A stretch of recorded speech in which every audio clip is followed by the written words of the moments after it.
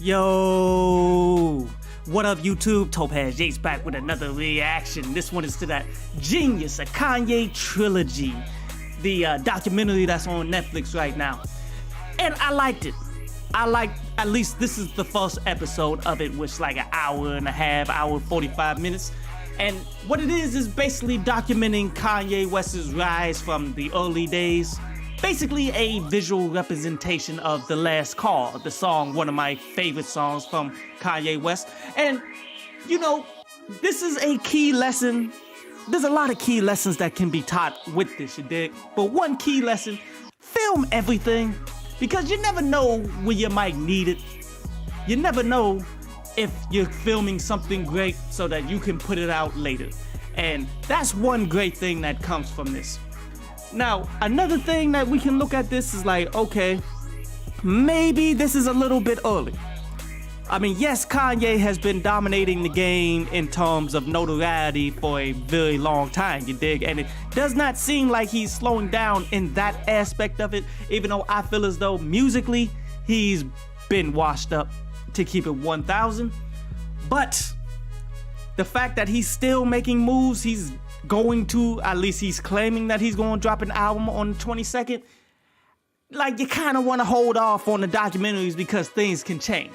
But what I will say is, it's cool to give the people that you rock with, the people that you filmed and all of this stuff for, give them the flowers while you still can. Because you never know when will be the last day for Kanye. Like, everybody wished that Kobe Bryant's last days wasn't as soon as they were. So drop it while you got the chance to drop it, and Kanye actually get a chance to watch it and enjoy it and all that stuff for himself. Like, I'm cool with that.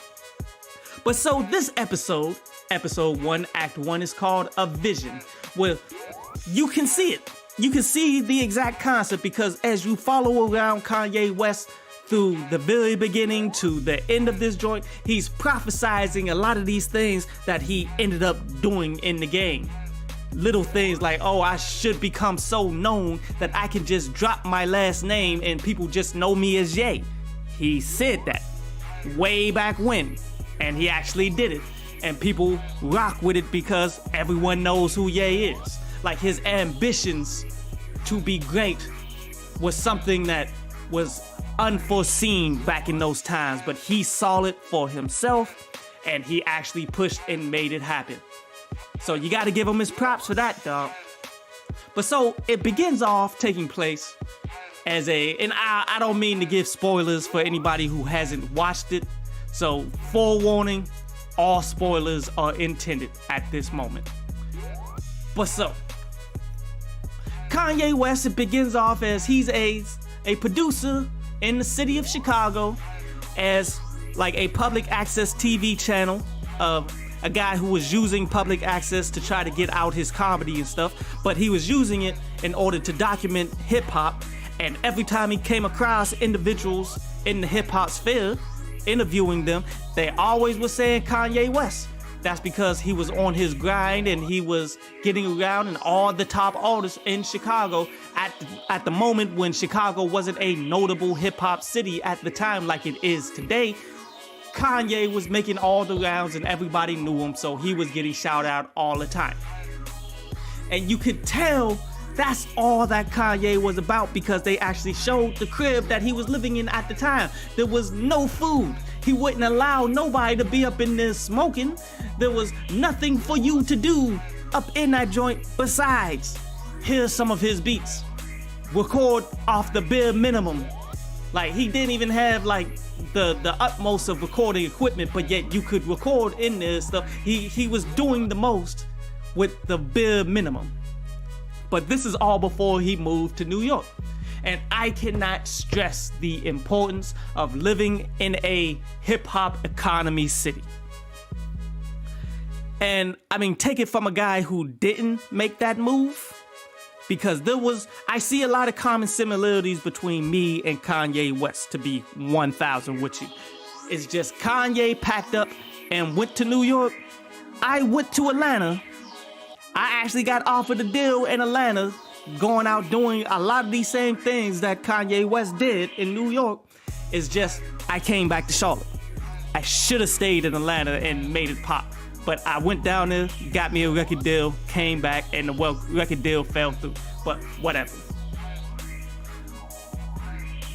See, but living in that hip-hop economy, you're going to be around enough people that you can actually make a little bit of a living. You can actually get you a place. You can actually survive a little bit just off of music. And then you're always around people who's doing things. You're always around the actual business. You're actually there to do mixes. You're actually there to meet A&Rs, and you know that the A&Rs, like, because there's no reason for them to front like how they be fronting in all these other cities and things of that nature, you dig? But then this also shows you that just because you're a hot producer, just because you decide to make that trip to the hip hop city, that's not the end all be all. When you get there, you're gonna have to go for what you know. You're gonna have to go harder than everybody, and the competition is going to be massive. Not including all of the locals that's already there trying to build themselves up, who are known in the city already to begin with, but then you got a whole bunch of others coming all the time from other cities with the same dreams and aspirations that you have.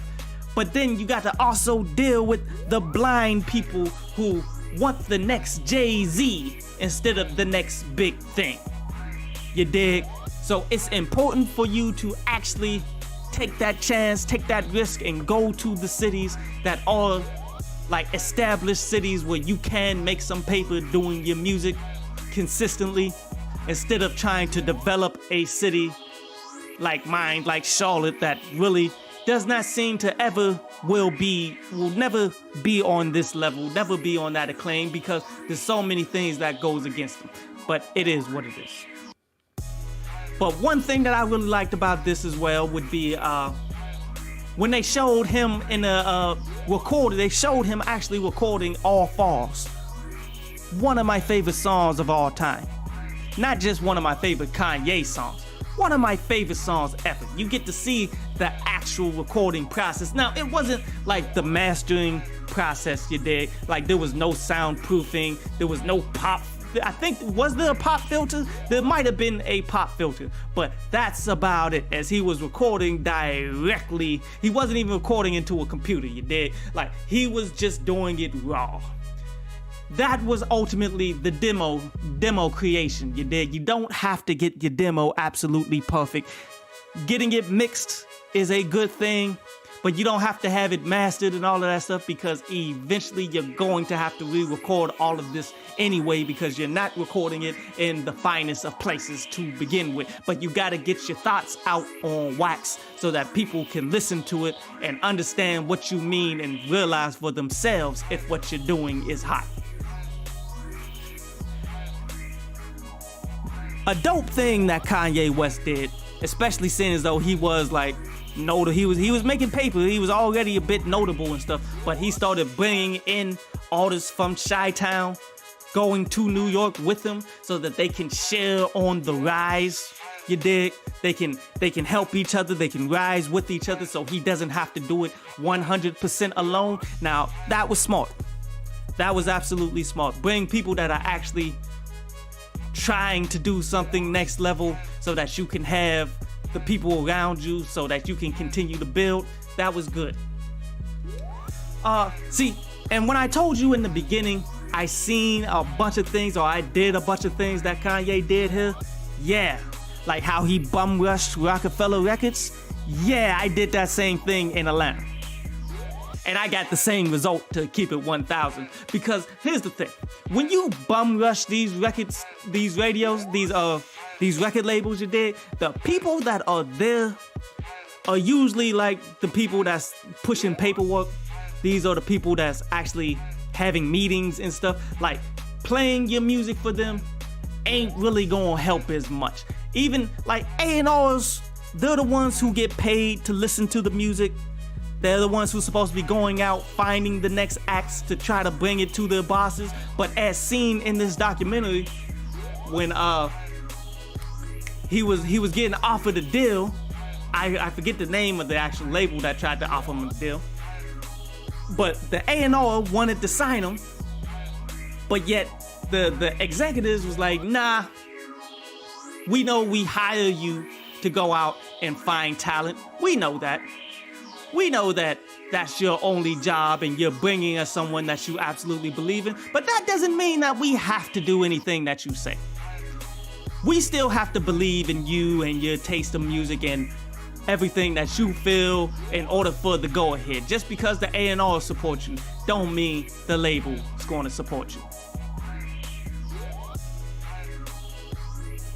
Like, but ultimately, if you ain't bum rush, like you gotta bum rush the A&Rs. That's how I feel. You gotta consistently bum rush the A&R. Everybody else doing clerical work and all of that stuff, it's not their job. They'll smile at you in your face and stuff, maybe like, oh, why are you here? That's like the max that they gonna do for you. Not gonna make any game-changing things by doing that. But I mean, how's it going to hurt though? Like, you dig? Like, if they ignoring you and you just be annoying as ever and constantly pop up, at least they'll know who you are. So I don't think like it was wrong of him to do anything like that, man. If you hungry, you gotta do what you got to do. But my thing is, your time can be used better than bum rushing the label. Is like, focus on the people that are actually paid to listen to the music. Just how they said that there was Kanye, he just randomly walked into Baseline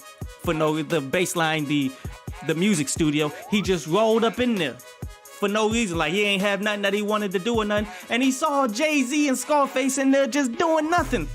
And that's how he squeezed up in there and made My Block. And My Block was dope. I mean, wasn't my absolute favorite song from Scarface or nothing, but that became the single.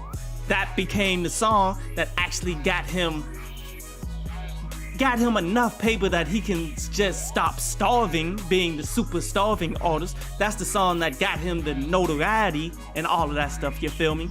And him in the booth, in the lab with Scarface, that was super entertaining as well. With Scarface is like, man, what is you doing?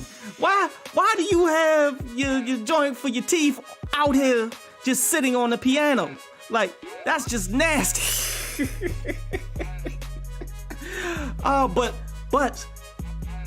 with Kanye getting Scarface and Scarface like ultimately co-signing, saying that, yo, what you're doing is good, that continued to help his confidence to get to a whole nother level. Dame Dash in this was pretty comical.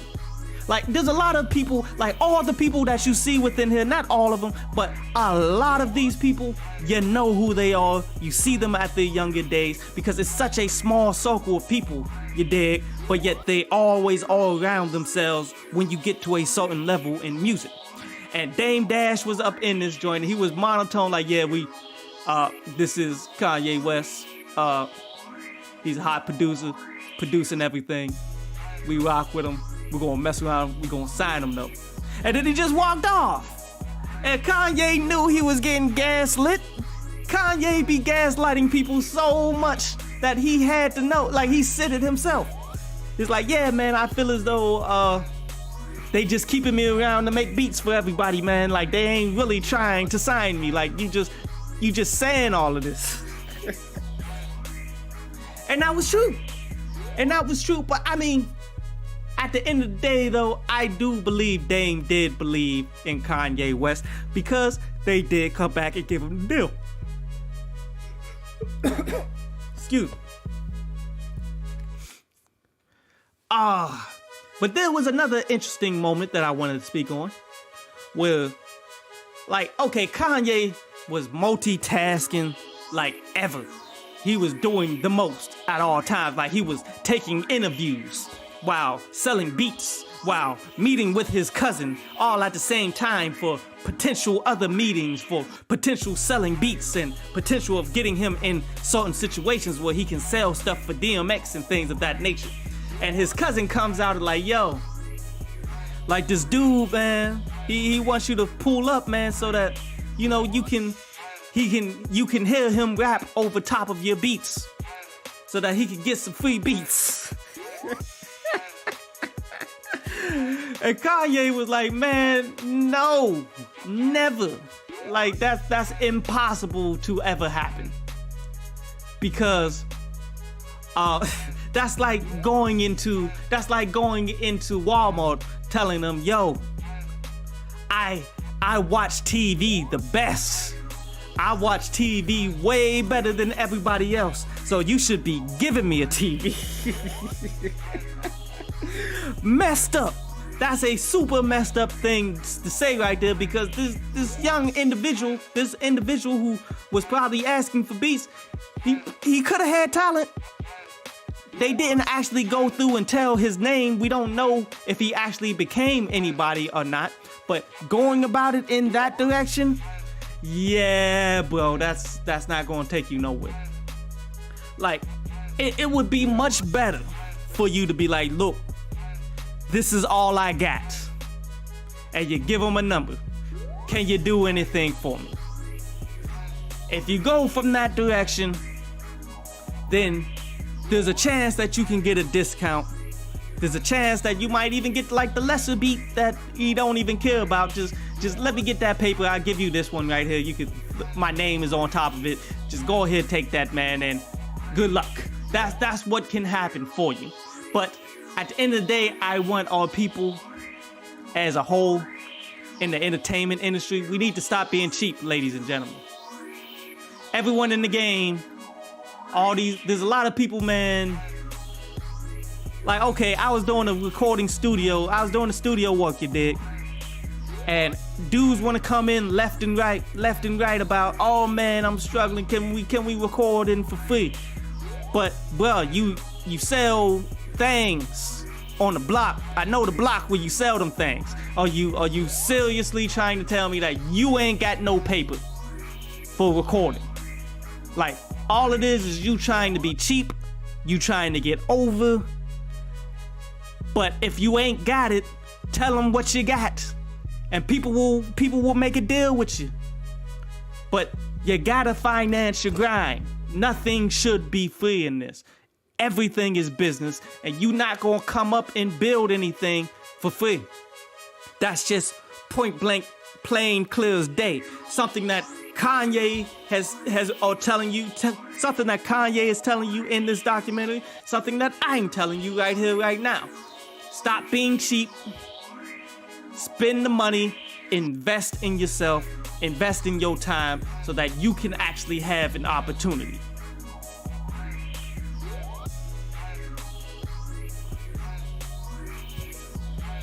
Now, another key message that I got from this documentary is taking advantage of all your opportunities that you have as a rapper.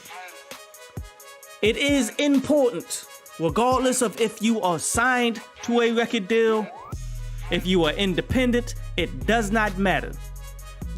Everywhere that you go, you need to be connecting with anyone with a like mind, anybody that has anything to offer, anybody that comes up and says anything to you. Like, you want to know what everyone is trying to do, what they have, so you can potentially add it to your collection, to your network, so that you can help them, they can help you, you can become self-sustained. Like, when you look at this in particular, when you look at this documentary, how Kanye, everywhere that he went, if there was interviews, he was in the interview. If there was rappers that was just there talking and probably just side hating or whatever, he was talking to them dudes. He was like, yo, yeah, you know I'm Kanye, right? You know I made my block, you know I made all of this, and he'll just speak to you. You don't have to sell anything to anybody. You don't have to come at it from the direction of the only way that I'm talking to you is if you're paying me. No, just conversate. The more you conversate, speaking about things that you know, the more you'll realize what opportunities there are to be had. In a lot of aspects, there may not be an opportunity. There might be just, okay, these individuals are just rapping. They're not trying to do anything. They want everything for free. Individuals like that, nah, there's nothing you can do with them. But eventually you come across somebody that's actually about something that may, hey man, yo, I actually got a recording session later on tonight. You want to pull up, man? You ain't even got to produce nothing, man. Just come through and we can kick it for the night. And if you ain't got nothing else to do, you in an area where people are going to need beats. You're in an area where people are going to be conversating about the things that you love to do. You're in a spot that's necessary in order for you to build your own.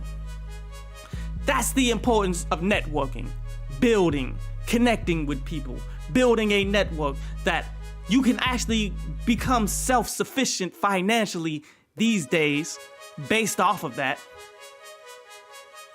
Do your own thing and not need a record label right now just based on how social media and all that stuff is popping. Like, you can take this whole same mentality into the social media realm. Every comment that you have in your YouTube, on your SoundCloud, on your Twitter, all of this is an opportunity to speak to someone of a like mind, somebody that may need something at one point, who may pay for it, who may get you in a position where you need to be.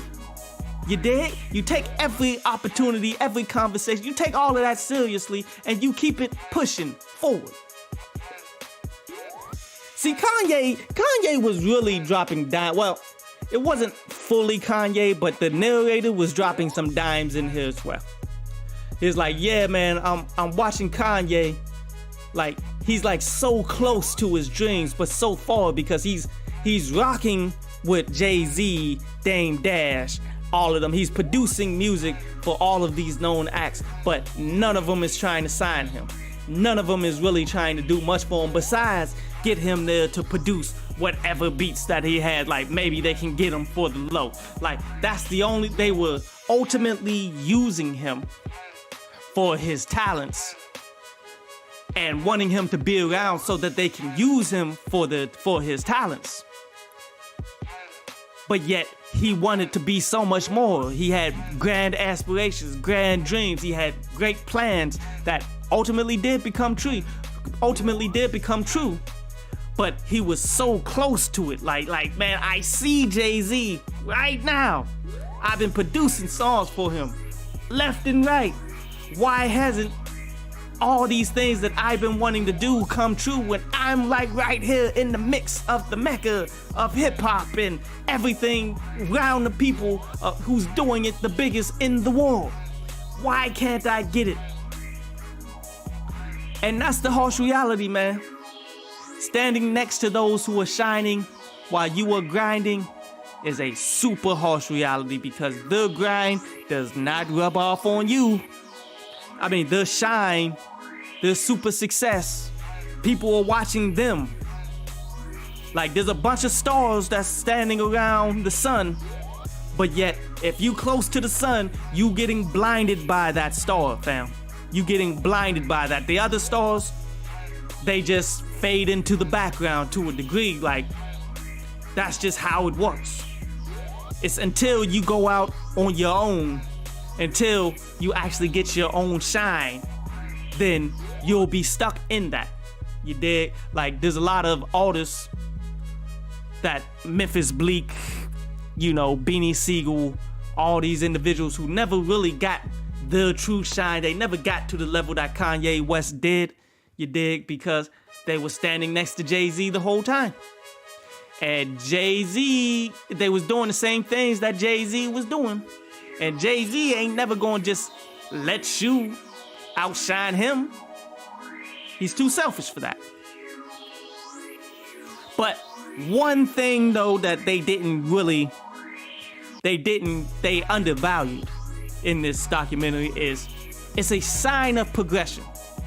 There was a time where Kanye in this movie, he was just the most notable producer that was in Chicago, who was just moving beats to artists that were dope. Like, hey, you got the Brat, Twister, all of these people that was there who was making names for themselves, but that was all Kanye was known for. As the movie progressed, so did Kanye's notoriety.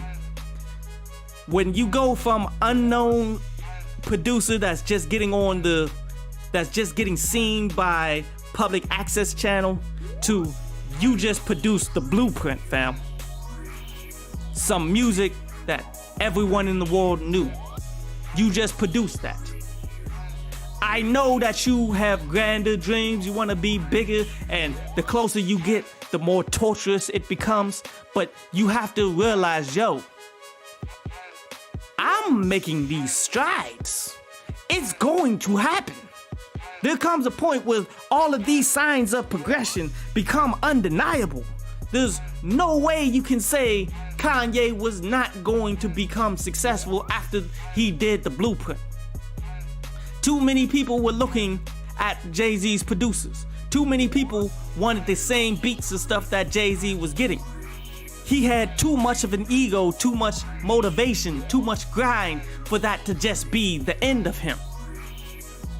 And he had to have known, and I know it was torturous for him being that close, but man, a lot of people would kill for that because that's all but the green light. You know that the time is coming.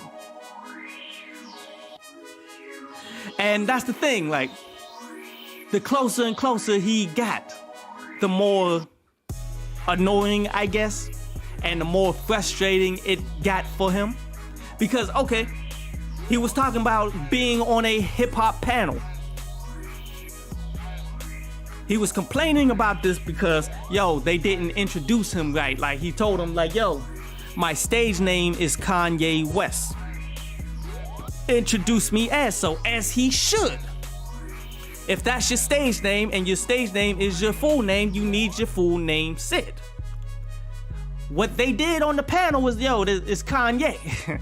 Now he goes by Ye. So all of the complaining that he was doing, like, it was all for naught, I guess. But the fact that they knew him as Kanye, and they're like, oh, Kanye is a different name. Everybody knows. People should know who he is just by saying Kanye. Like, he was super upset about that. He was complaining to them because his stage name was Kanye West. And I feel that. You have to demand people to get it right, because you never know who's in attendance or the opportunities that you could have potentially. Like, well, you're messing up my business by saying my name wrong when I'm on stage, fam. Like, especially in today's day and age, where if you say the name wrong, then how can people look you up on Spotify? How can people look you up on SoundCloud? People misspell your name and never really find you, because people ain't gonna go above and beyond like that to begin with, to actually do a thorough search. But again, this is signs that you're making it, because as he said at the ending of this section, it's like, yo, you know, these panels though, I used to have to sneak into these joints. I was never like the key speaker. I was always the one that had to find his way to get in the however which way that he possibly could. You feel me? So it's when he is complaining about it, it sounds like egotism. It sounds like, okay, you so full of yourself, you're ungrateful and all of that stuff based on where you were from. But as the individual, that's what you're supposed to do though. Because ain't nobody ever gonna give you nothing, especially you ain't get nothing. Nobody gave you nothing in Chicago. Nobody gonna give you nothing in New York, especially. So you have to take your notoriety. You have to take everything. You got to take everything, all the things that people gonna give to you, all the things that you owned. If it ain't right, you gotta let them know that wasn't right. I do not like the fact that you did that, and you need to do better the next time, because next time, oh, they'll remember it's Kanye West. Very deep stuff. Very deep stuff. But then, you know, Kanye went on, I believe he went on tour because he just got signed with Jay-Z, with Rockefeller Records, and they were on tour. And you know, you can kind of tell that was the plan. Like, they wanted to sign Kanye ahead of the Chicago show so they can make the Chicago show as popping as possible, as Kanye is. And he was known, he is known and beloved for the most part by Chicago, especially at that time in the streets. So, you know, the master manipulator, the mastermind promoter in Dame Dash, like, yo, let's go ahead and sign him now. It'll give you a nice little jump in Chicago.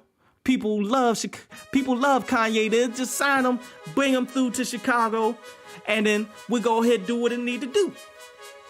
But so as he going there, like, there was a producer that he shouted out in the documentary earlier, who he was doing interviews, or like he was doing like written interviews that he shouted out and wanted to show love to. This individual that he looked up to all the time. As soon as he gets back to Chicago, this individual wanted to diss him on the radio. On the radio in Chicago, his home city, where people got the utmost love for him.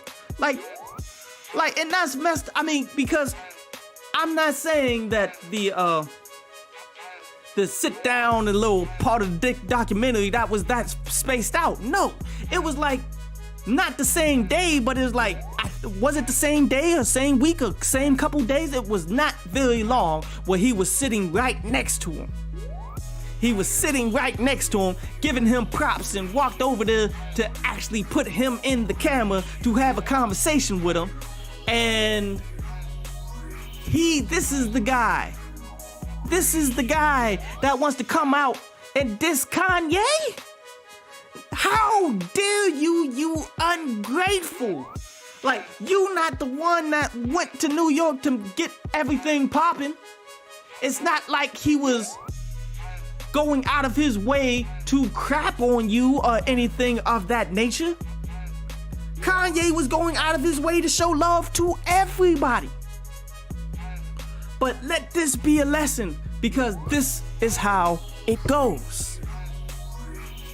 It's the people that you feel as though you've never done anything wrong to. It's the people that you've done nothing but help, that you've done nothing but positive things for, that you've had nothing negative to say about them. It's these people that'll stab you in the back, that'll feel a kind of way, especially when you begin to get promoted, when you begin to see your own success, when you doing your own thing. It's these people that'll stab you, dog. Why? Because they feel as though it should have been them. It should have been them getting to this point, even though they didn't put in the work that you put in. They didn't put in your kind of work. He didn't go to New York with no place to stay and just packed up all his stuff and just went and just connected himself any which way and built himself up. He wasn't the one getting gaslighted by Dame Dash and Rockefeller and jumping from label to label to label to label and none of them wanting to sign him. No, he's the guy that actually inspired Kanye to a degree, that they helped each other out a bit. And then Kanye went on and took it to another level, and he didn't.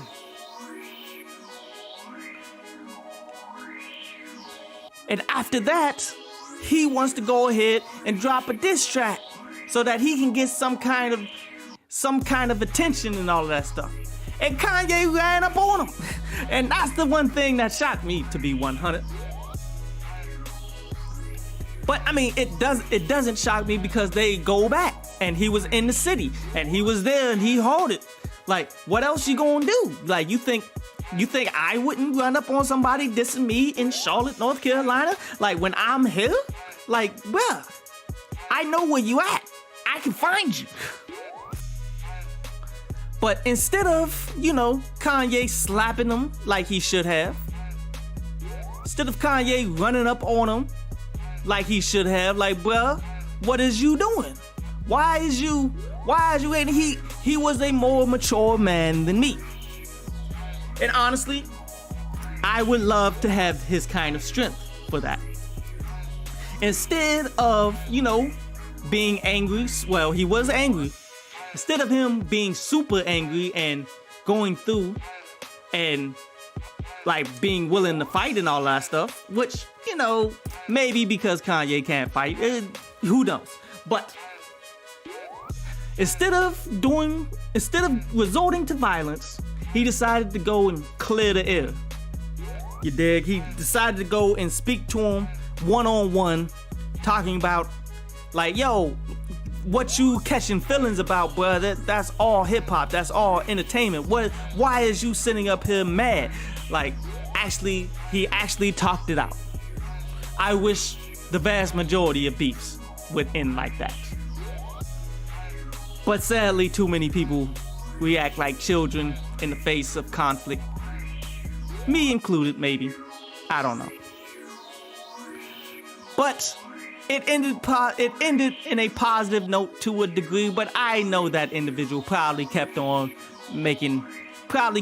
being upset and all that. But Kanye, he treated it like it was still all love. So I'm just gonna take it for what it was.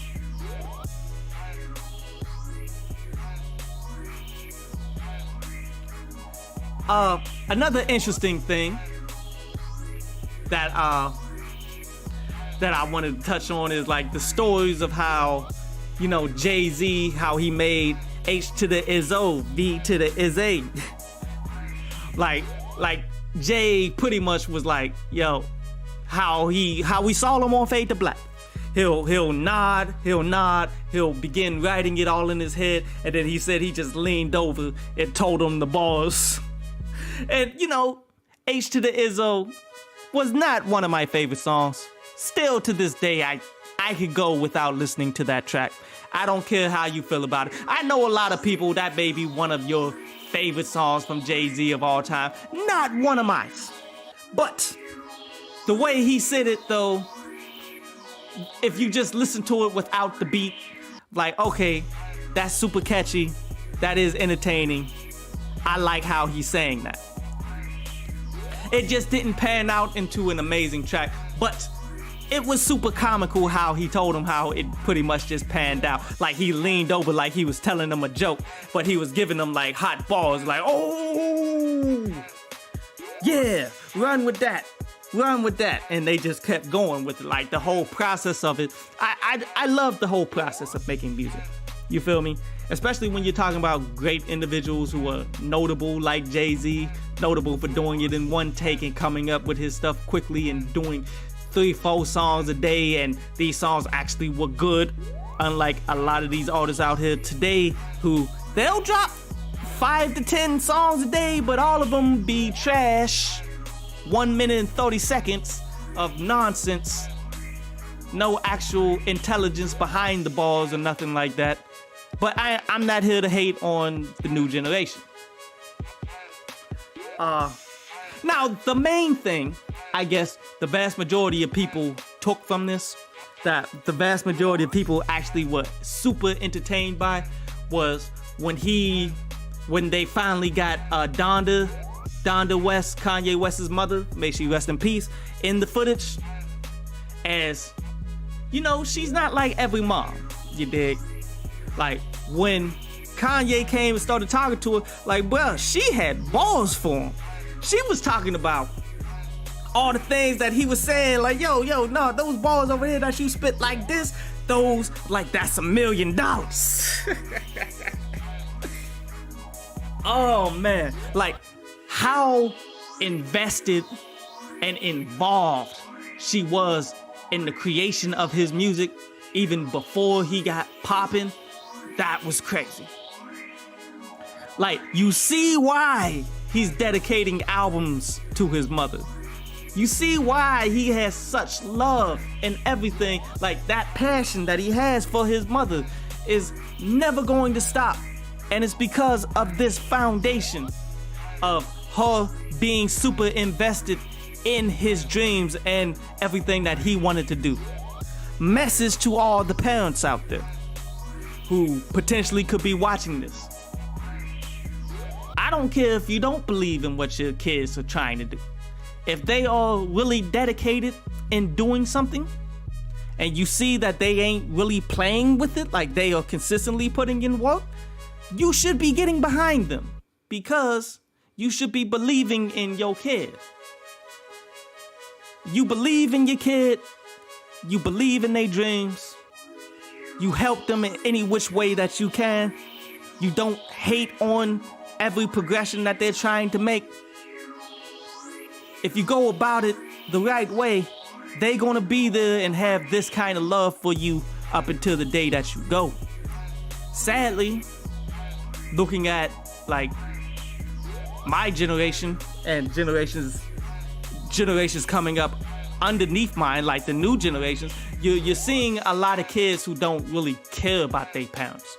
You're seeing a bunch of kids who realize, yo, you never gave me nothing, so why should I actually feel a kind of way about you?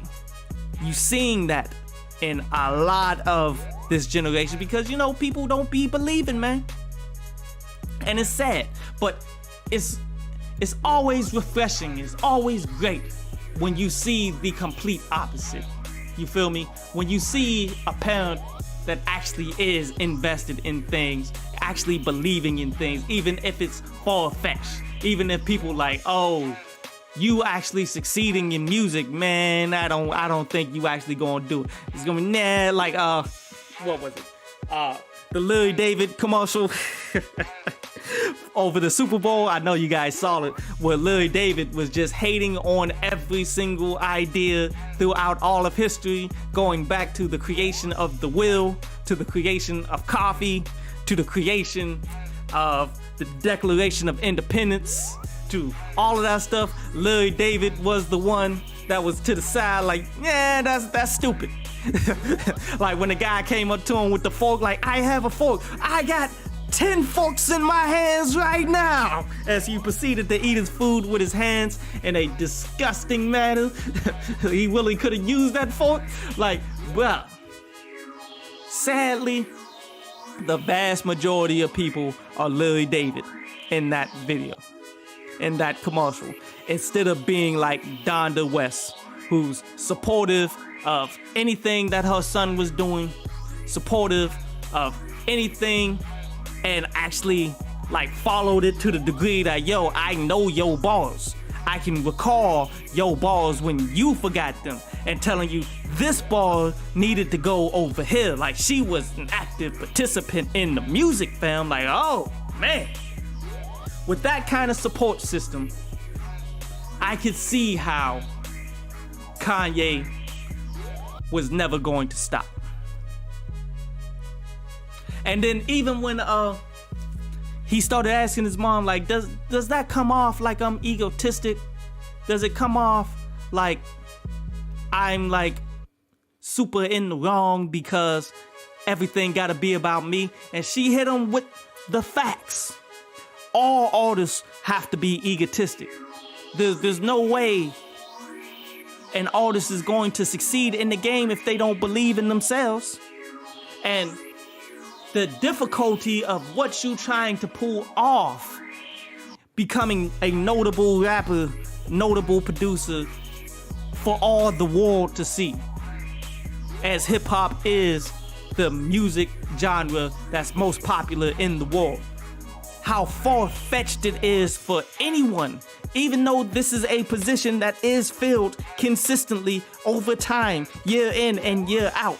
Even though there's a lot of these positions, the raw amount of people that's trying to get it is ridiculous. So the likelihood of it is very difficult for me to tell you that it's ever going to happen for the vast majority of people out there. Exceedingly borderline exceedingly impossible, but it can be done. It's been proven consistently. You just have to push non-stop. And having someone like Donda West, may she rest in peace again, backing you like that, supporting you like that, then that's all the foundation that you need. And then from there, he started to push forward and starting to get everything that he needed to get, man. I respect it. I really respect it. Like that was like the tear-jerking moment of the entire documentary. That was really the moment of the whole documentary that everybody, I think that's still trending on Twitter right now. I think Donda West is still trending on, yep, she's the #1 trending thing on Twitter right now. And a lot of people like having like deep emotions. A lot of people, it's a tear-jerker, dude, and I respect it. Side note, the reason why they called this Jeen-Yuhs, that was the name of the dog that they had. Like, yeah, everybody in our family was smart, as Kanye said, even the dog, because the dog could figure out ways to escape the pen, so much so that they had to chain it up. And it would be figuring out new ways to do things, and like, yo, that was entertaining.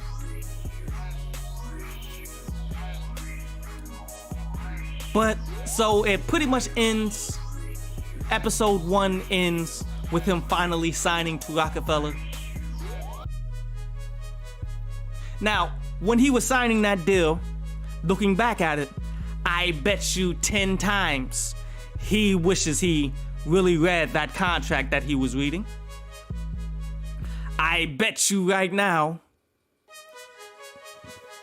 Kanye wishes that he could have made some adjustments to that deal so that maybe that first album that he released under Rockefeller Records, he could have got that back instead of Jay-Z having the ability to sell it off to the record label so he can get back Reasonable Doubt. But that's a whole different story. Another fun thing that happened in this was some of the full footage that you've seen from Through the Wire. If you guys remember Through the Wire, the music video, at the beginning of it, there was like an addict at the beginning who was like dancing around or whatever, talking about Kanye West's video and all that stuff. He's showing the footage where that came from. He was the one, the narrator here. I think his name is Cuddle, something like that. But he did all of this filming of Kanye West, and they decided to use some of it for his initial Through the Wire music video to showcase that he was on Rockefeller. Notice though, like, you can see they didn't really document the car accident, quote unquote. You dig? Like, really, Kanye, like, wouldn't that make the documentary? Clearly, this guy who made this documentary was hanging around him before when he was popping in Chicago to when he went to New York. And then you see his jaw, when his jaw was broken and all of that stuff, you can hear his voice as it changes. So you're telling me that you were filming him like borderline non-stop this entire way, and this person that you was documenting got into a car accident allegedly, and you as a documenter didn't document that. Maybe it'll be documented in the next couple episodes, but I don't know why, because you clearly see him needing the retainer and all of this stuff. You clearly see his face jacked up. You can hear his voice changing. The accident has already happened. Why are you saving it for episode 2?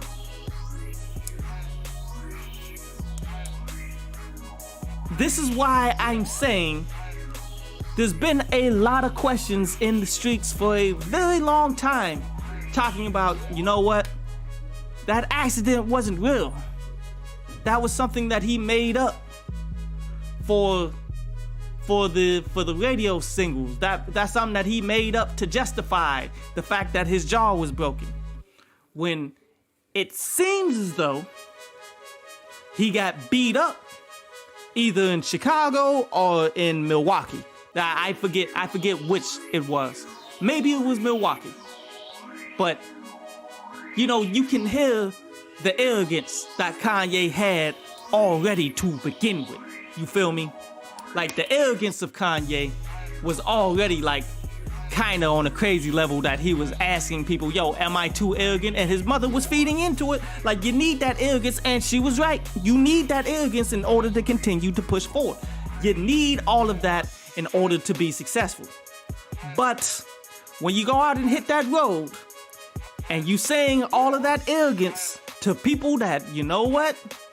I ain't gotta take that from you, Kanye, before you became Kanye. I ain't got to take none of this disrespect from you, even if you are Ye at this point. There are people that will not take random disrespect from Kanye West. You feel me? So, my only question as episode 1 came to an end, are you going to document this alleged car accident to put these rumors to rest that it wasn't a car accident, that it was in fact him getting beat up? If they don't document the actual car accident and show you the actual car, like maybe even show the VIN numbers. Why not show the VIN numbers? They already totaled the car, right? Kanye don't own the car no more. It's already a wrap for that joint. You should be able to get a close-up on the VIN numbers. You should see the actual car. You should actually see the actual accident. You should actually see whatever survivors. Like, put it in context, what exactly happened? Did they run a light and smashed into you? Were you at fault? Did you hit somebody? Like, I don't know the exact details, and I'm not trying to come off like I'm the DMV. I'm just saying, for years, there's been questions that this car accident wasn't actually real. And if this documentary doesn't fully document it, then I'm going to go ahead and side with the streets. When the streets is saying that he got beat up, either it was Milwaukee or it was in Chicago. I don't know exactly where. And that could have a lot to do with why, like when he ran up on the artist, well, the producer, why he ran up on the producer and didn't want to be all gangster, didn't want to try to, you know, didn't want to try to fight or anything like that, want to go in the direction of it's all love. That could be because he probably already caught some blows for doing things like that, for running his mouth on the level that we know Kanye West will run his mouth. You feel me? But overall, to sum it all up, a very entertaining joint. Like, I like to watch throwback old versions of things, you dig? Like, I just watched a movie called what was it? The Last Night in Soho. For anybody who's seen it, it's by Edgar Wright. Excellent director, love his stuff. But this is, he filmed this as a new age, like, thriller movie about mediums and stuff, but yet this medium got took back in time to the 1960s, and the way that the visuals and everything that he got, from the locations to the cars to how he filmed it, to how a lot of it was black and white and things of that nature, how he did that, which was an essence to how things were back in that day, that was super dope. Now this, it just comes off as this is the best camera that was possible for the individuals that had public access, had a public access budget. This is the best camera that the individual could possibly get at this point in time. So the quality was never going to be phenomenal. But so it comes off like it's a homemade film. It comes off like it's a homemade film that never really had the ambitions of being what it is now, where it's still trending. It's been trending all damn day, where everybody is giving mad props and stuff. It really was supposed to come off as just a family movie. that he was documenting, but because Kanye became Kanye West, everything that is filmed of him, it might as well be gold. Everything that he touches at this right moment, right now, might as well be gold. That's why people be asking him to do NFTs.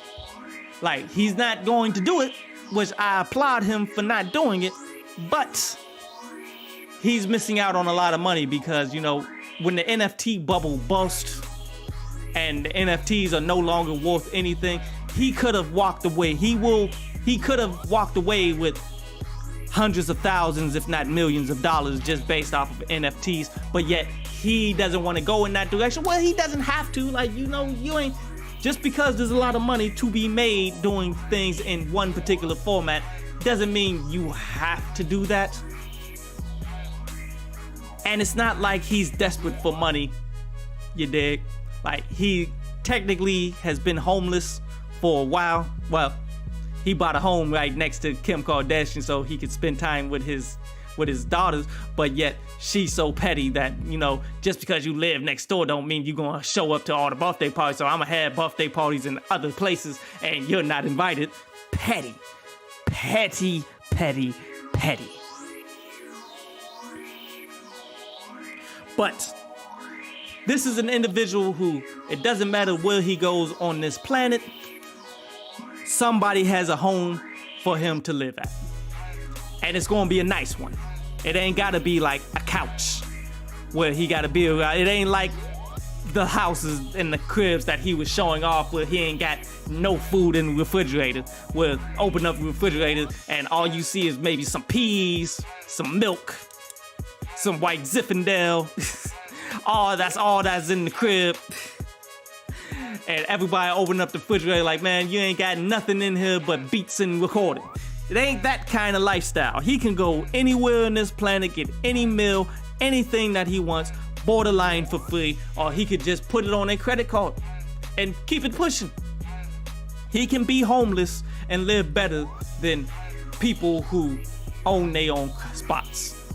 People who make a pretty good living at things, he can be homeless and make more money than all of them. And live a better living than all of them. It is what it is. But you know, definitely an enjoyable show. One that I am anticipating episode 2. I think episode 2 is supposed to be dropping on the 28th. Not 100% sure about that. Hold up.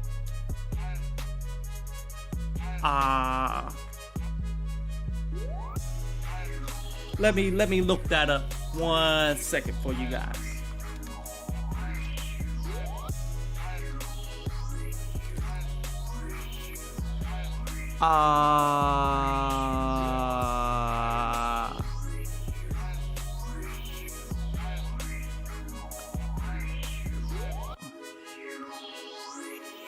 When is that coming? Yeah, February 23rd, 2022. And the guy who's documenting it, his name is Cootie.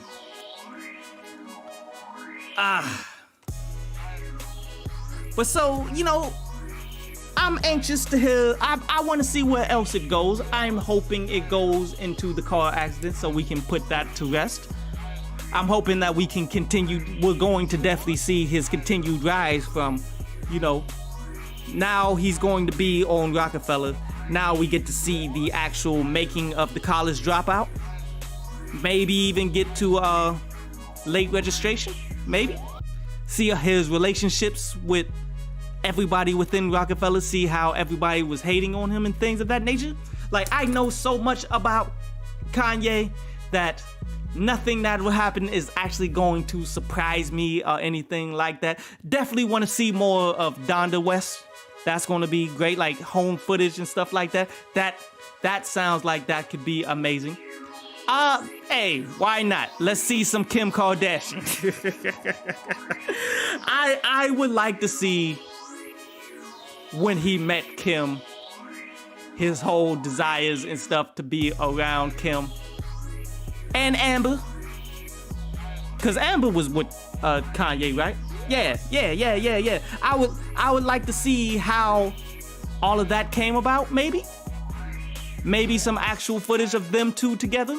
Whatever. I mean, not that I'm the biggest fan of these individuals, but you know, if we're gonna go down memory lane, why not? These are things that I would like to see. But overall, very entertaining. It takes me back down memory lane because, you know, the life of a rapper trying to make it, a lot of them who end up pushing hard, like I once pushed really hard to do so, you draw a lot of commonalities and you begin to see like the things that individuals did right and what you did wrong. And the more and more that I watch these things, man, the more and more I realize I shoulda went to Atlanta and just stayed, bro.